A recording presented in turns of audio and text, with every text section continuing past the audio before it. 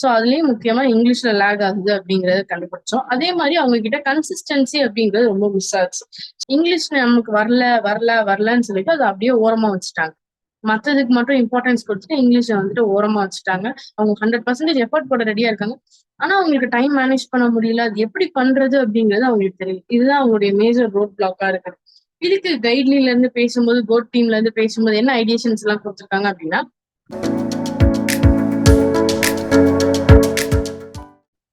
Hi all, welcome to code program.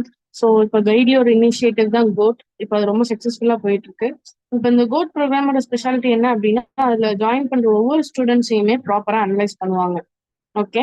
So அப்படி analyse பண்ணும்போது ஸ்டூடெண்ட்ஸோட strength என்ன, வீக்னஸ் என்ன, அவங்களோட பேக்ரவுண்ட் என்ன, அவங்களோட மிஸ்டேக்ஸ் என்ன பண்றாங்க, அவங்களுக்கு என்ன ரோட் பிளாக்ஸ் இருக்குது, அதுக்கு என்னென்ன ஐடியேஷன்ஸ் நம்ம கொடுத்து ரெடி பண்ணலாம், அவங்கள எப்படி வந்துட்டு ஒரு ட்ரீம் ஜாப்ல ட்ரீம் அப்படிங்கிற ஒரு இதுல இருந்து ரியாலிட்டி அப்படிங்கிறதுக்கு கொண்டு வரலாம், அந்த கவர்மெண்ட் ஜாப் பேங்கர் அப்படிங்கிற அந்த ஒரு விஷயத்த எப்படி ரியாலிட்டி கொண்டு வரலாம் அப்படிங்கிறதுக்கு கோட் வந்துட்டு ரொம்ப சப்போர்ட் பண்ணிட்டு இருக்காங்க. ஸோ இப்போ அதுல உள்ள ஒரு ஸ்டூடெண்ட்டை பத்தின டீடைல்ஸ் தான் பார்க்க போறோம். ஸோ நம்ம இப்போ பார்க்க போறது என்ன அப்படின்னா, ஒரு ஸ்டூடெண்டோடைய எம்ஆர்ஐ பத்தி பார்க்க போறோம். எம்ஆர்ஐ அப்படின்னு சொல்லும்போது, இப்போ எம்ஆர்ஐ ஸ்கேன் அப்படின்னு நம்ம சொல்லும்போது என்ன பண்றோம், ஒரு ஒரு ஹியூமன் பாடியோட மொத்தத்துல என்ன மேஜர் மிஸ்டேக் இருக்குது அப்படிங்கறத நம்ம மொத்த அனாலிசிஸ் பண்றது எம்ஆர்ஐ அப்படின்னு நம்ம சொல்றோம்.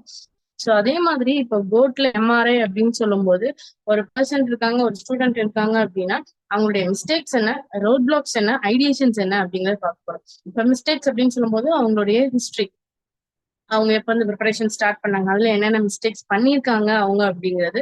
ரோட் பிளாக்ஸ் அப்படிங்கும் போது அவங்க கண்ட்ரோல் இல்லாத சில விஷயங்கள், எது எது அவங்களுக்கு தடையா இருக்குது அப்படிங்கறத பார்க்க போறோம். ஐடியேஷன்ஸ் அப்படின்னு சொல்லும்போது அதுக்கு ரெக்டிஃபிகேஷன் என்ன பண்ணலாம், என்னென்ன பண்ணி அவங்களுக்கு அந்த ரோட் பிளாக்ஸை கிளியர் பண்ணலாம், அந்த மிஸ்டேக்ஸை வந்துட்டு ரெக்டிஃபை பண்ணலாம் அப்படிங்கிறத எப்படி கோட் வந்துட்டு அவங்களுக்கு அந்த ஸ்டூடெண்ட்டுக்கு பர்டிகுலர் ஸ்டூடெண்ட்டுக்கு கைட் பண்றாங்க அப்படிங்கறத பத்தி பார்க்க போறோம்.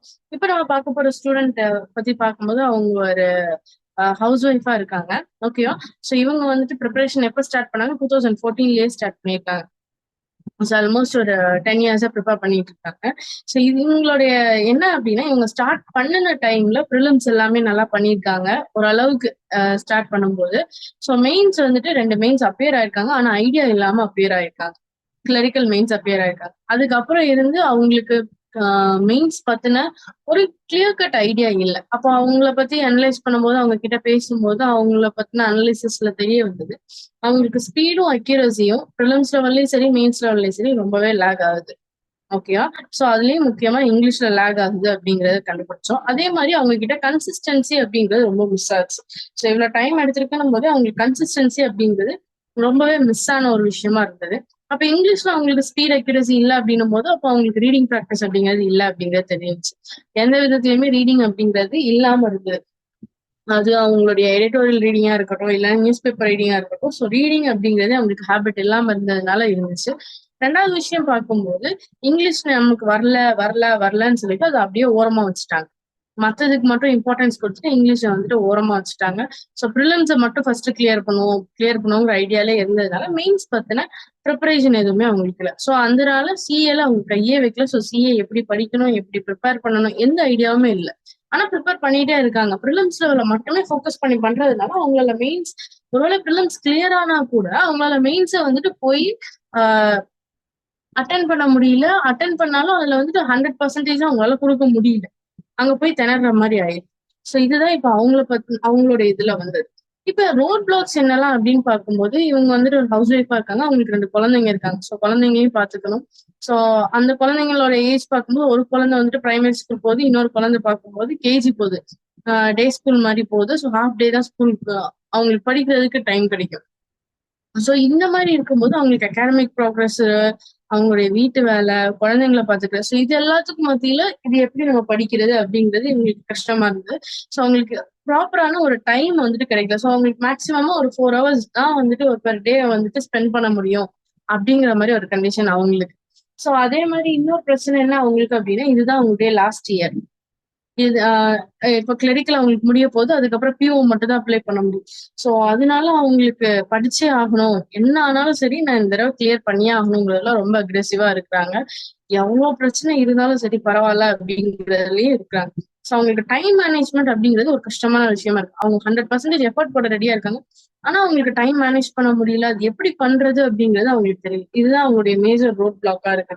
இதுக்கு கைட்லில இருந்து பேசும்போது, கோட் டீம்ல இருந்து பேசும்போது என்ன ஐடியேஷன்ஸ் எல்லாம் கொடுத்துருக்காங்க அப்படின்னா, முதல்ல அவங்களுக்கு பர்சனலா ஒரு மென்டார் வேணும். ஸோ அவங்களுடைய பர்சனல் கண்டிஷன்ஸ் அண்டர்ஸ்டாண்ட் பண்ணிக்கிட்டு அவங்களுக்கு எப்படி கைட் பண்ணலாம், அவங்களுக்கு ஏத்த மாதிரி எப்படி ஷெட்யூல் போட்டு கொடுக்கலாம். ஸோ இந்த மாதிரி தெரிஞ்சுக்கிறதுக்கு ஒரு ஆள் வேணும் அப்படின்றது. ஸோ அவங்களுக்கு ஒரு 1-to-1 மென்டல் கைடன்ஸ் தேவைப்பட்டுச்சு அப்படிங்கிறத நாங்க அவங்க கிட்ட சொன்னோம்.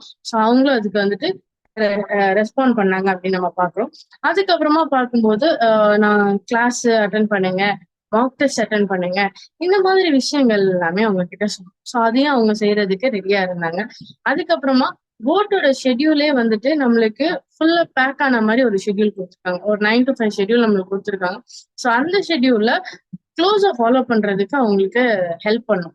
ஸோ அப்படி ஹெல்ப் பண்ணும்போது என்ன ஆகும் அப்படின்னா, எனக்கு போர்ட் ஷெட்யூல பார்க்கும்போது அது வந்துட்டு நம்மளுக்கு எக்ஸாம் பேசிஸ்ல எக்ஸாம் ஃபோக்கஸ்ல ரொம்ப ரொம்ப ரொம்ப ரொம்ப எஃபெக்டிவான ஒரு ஷெட்யூலை கொடுத்துருக்காங்க.